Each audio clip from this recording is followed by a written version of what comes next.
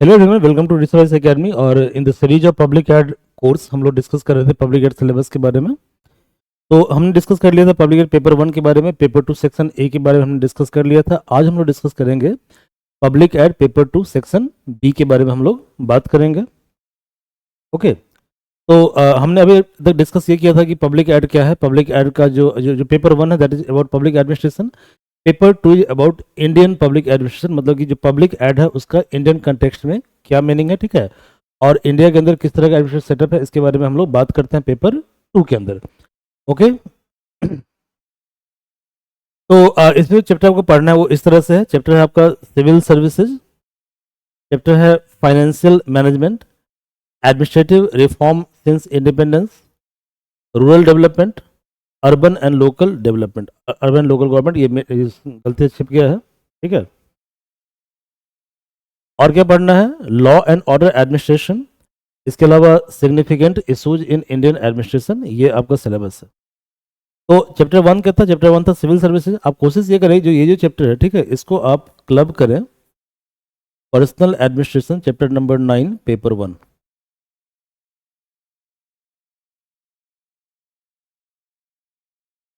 Chapter 9 paper 1, इन दोनों को एक साथ पढ़ना है आपको, ठीक है, एक साथ स्टडी करना है। क्या क्या पढ़ना है यहाँ पे, पढ़ना है कि संवैधानिक पोजीशन क्या है सिविल सर्वेंट का, कॉन्स्टिट्यूशनल पोजीशन आर्टिकल 312, स्ट्रक्चर क्या है, रिक्रूटमेंट कैसे होता है, ट्रेनिंग कैसे होती है, कैपेसिटी बिल्डिंग कैसे किया जाता है, गुड गवर्नेंस का एरा है तो उसमें क्या क्या जो है क्या क्या इनिशिएटिव लाया गया है toward civil for civil services, code of conduct क्या होता है, डिसिप्लिन क्या होता है, स्टाफ एसोसिएशन क्या है। ओके, ये सब कॉन्सेप्ट आपको पढ़ना है सिविल सर्विसेज के अंदर। इसके अलावा पॉलिटिकल राइट्स क्या क्या होते हैं सिविल सर्वेंट के पास, ग्रीवेंस रिड्यूसल मैकेनिज्म का क्या प्रोविजन है, ठीक है, जैसे कैट होता है कॉमन एडमिनिस्ट्रेटिव ट्रिब्यूनल, ठीक है, ऐसे बहुत सारा और भी मैकेनिज्म इसको पढ़ना है आपको। सिविल सर्विसेज न्यूट्रलिटी, इसका मतलब क्या होता है, इसका मतलब ये होता है कि सिविल सर्विस को सर्वेंट को न्यूट्रल रहना है, ठीक है, वाइल प्रोवाइडिंग एडवाइस। मोटा मोटा इसका मीनिंग ये होता है, वैसे इसको ब्रॉड में आपको डिस्कस करना है। जैसे सपोज करो ये ब्यूरोक्रेट, ठीक है, तो ब्यूरोक्रेट का मेन काम क्या होता है कि अपने जो पॉलिटिकल एग्जीक्यूटिव है उसको सलाह देना, ठीक है।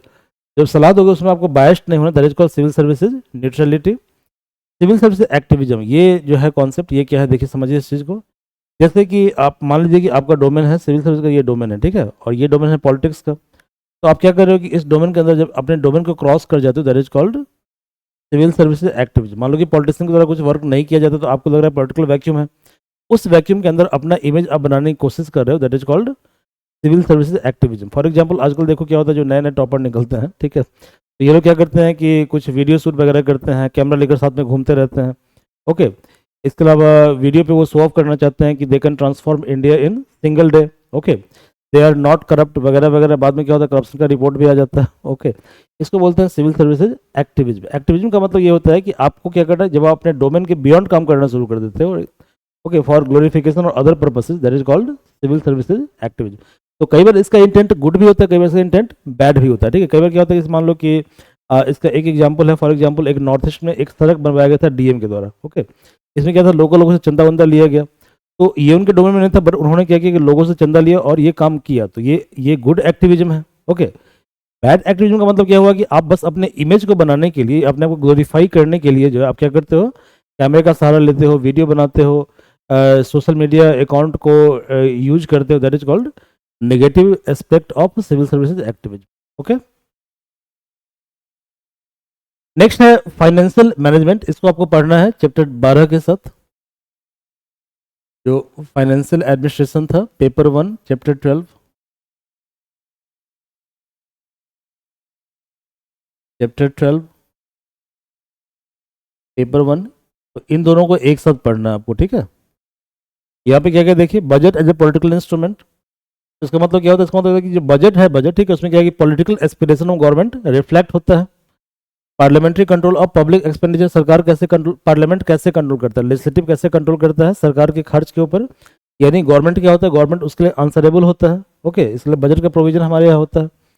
Role of finance ministry in monetary and fiscal area, monetary का मतलब क्या बताया था, सेंट्रल बैंक की पॉलिसी, फिस्कल का मतलब क्या बताया था, गवर्नमेंट की इकोनॉमिक पॉलिसी। तो इस दोनों एरिया के अंदर कैसे कंट्रोल रखता है फाइनेंस मिनिस्ट्री, अकाउंटिंग का क्या क्या टेक्निक होता है, ऑडिट का कॉन्सेप्ट क्या होता है, what is the role of CGA मतलब कि controller general of account, and CAG मतलब controller and account general of India, इन दोनों का रोल क्या होता है इसके बारे में हमको स्टडी करना है। नेक्स्ट चैप्टर है administrative reform since independence. Administrative reform का मतलब क्या होता है? इसका मतलब ये होता है कि सिस्टम के अंदर जो है, सिस्टम को क्या करना है, चेंज के अकॉर्डिंग अपने आप को एकोमोडेट करना है, that is called administrative reform. ठीक है, फॉर एग्जाम्पल अभी डिजिटल इंडिया है, कौन सा इंडिया है? डिजिटल इंडिया है, यानी अभी जो एडमिनिस्ट्रेटर होंगे उसको डिजिटल नॉलेज के बारे में, नॉलेज में कॉम्पिटेंस, मतलब क्या कहते हैं, उनका कॉम्पिटेंस होना चाहिए। Okay, that is called administrative reform. Clear है? तो रिफॉर्म का मतलब ये हो कि चेंजिंग वर्ल्ड और चेंजिंग सिचुएशन के अकॉर्डिंग खुद को एडजस्ट करना, that is administrative reform.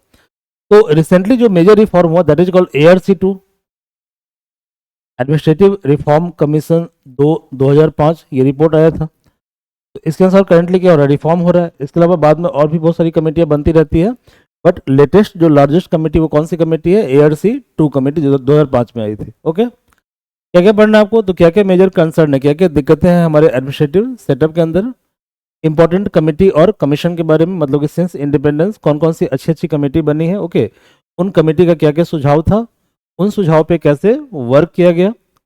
Reform in financial management and human resource development. Problem क्या है हमारे? प्रॉब्लम यह है कि रिफॉर्म तो होता है लेकिन हमारे यहाँ इम्प्लीमेंटेशन साइड काफ़ी ज़्यादा वीक होता है। ठीक है, तो कैसे उसको एड्रेस किया जाए ये पढ़ना है आपको। रूरल डेवलपमेंट का मतलब होता है, मैंने बताया था आपको, 73rd 74th amendment act.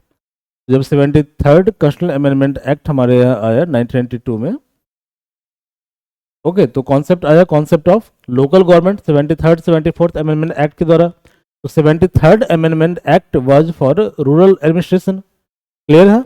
And 74th amendment act was for urban administration. ठीक है, अब जो रूरल डेवलपमेंट है उसका कॉन्सेप्ट क्या है? तो इंस्टीट्यूशन एजेंसी इंडिपेंडेंस, यानी कि आज़ादी और आज़ादी के बाद से कौन कौन सा इंस्टीट्यूशन एजेंसी इन्वॉल्व है, ठीक है, टुवर्ड्स रूरल डेवलपमेंट, ग्रामीण विकास। रूरल डेवलपमेंट प्रोग्राम्स क्या क्या है? फॉर एग्जाम्पल MG नरेगा, इसको आप बोल सकते हो रूरल डेवलपमेंट प्रोग्राम। उसका फोकस क्या होता है, उसका स्ट्रैटेजी क्या होता है? ठीक है, डिसेंट्रलाइजेशन, यानी कि हमने क्या किया, हमने पावर को डिवॉल्व किया, लोकल अथॉरिटी को, पंचायती राज को हमने स्ट्रांग बनाया। ठीक है, तो उसका क्या इम्पैक्ट होगा? ठीक है, डिसेंट्रलाइजेशन का क्या इम्पैक्ट होगा, पंचायती राज का क्या इम्पैक्ट होगा। 73rd अमेंडमेंट एक्ट के बारे में आपको डिस्कस करना है। Urban local government 74th amendment act, तो आपको पढ़ना है म्यूनिसिपल गवर्नेंस के बारे में, इसका क्या क्या फीचर्स है, क्या स्ट्रक्चर होता है, फाइनेंस का सोर्स क्या होता है, और क्या क्या प्रॉब्लम एरिया, मतलब किस तरह के प्रॉब्लम को अभी भी ये फेस कर रहे हैं।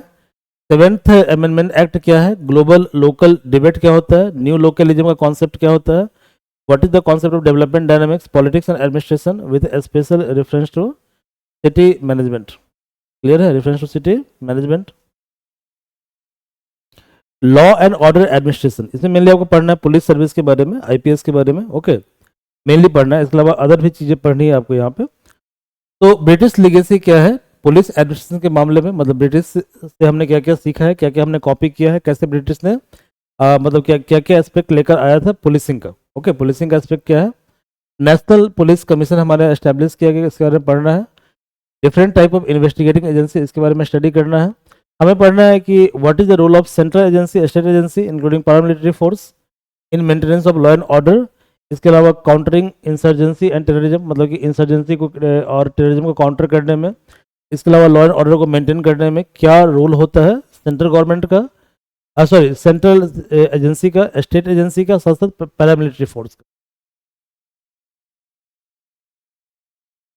सिग्निफिकेंट इशूज क्या क्या है एडमिनिस्ट्रेट इंडियन एडमिनिस्ट्रेशन के अंदर? तो पहला है कि वैल्यू ऑफ पब्लिक सर्विसेज, जो पब्लिक सर्विस है, ओके, उसके अंदर वैल्यूज क्या क्या होना चाहिए। रेगुलेटरी कमीशन का कॉन्सेप्ट हमें पढ़ना है। ठीक है, हमें पढ़ना है national human right commission. We have to study what problem of administration in coalition era. Citizen administration interface, citizen charter भी हम बोलते हैं। करप्शन एंड एडमिनिस्ट्रेशन, ये हमें पढ़ना है, और डिजास्टर मैनेजमेंट पढ़ना है। देखो अब खास बात क्या है, जब आपने सेक्शन A और सेक्शन B का सिलेबस देखा होगा, okay, when you have seen the syllabus of section A और सेक्शन B,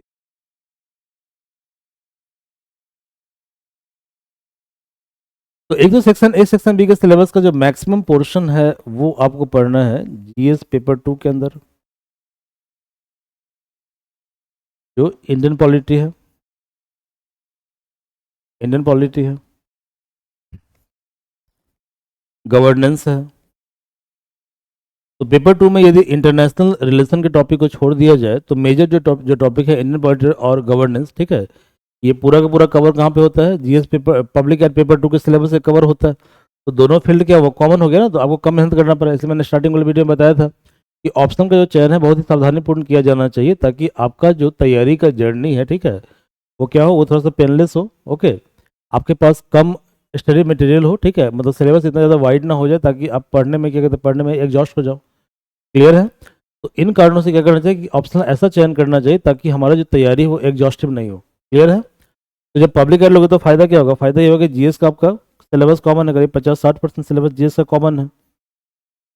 ये पब्लिक एड लेने से बेनिफिट है, फायदा है। ठीक है, तो जब 50 से 60% सिलेबस कॉमन है तो इस केस में क्या होगा कि यदि आपने पब्लिक एड पढ़ लिया तो आपकी बहुत हद तक तैयारी जीएस की भी हो गई। आपने जीएस पढ़ लिया तो तैयारी बहुत हद तक आपकी पब्लिक एड की भी हो गई। आ रहा समझ में?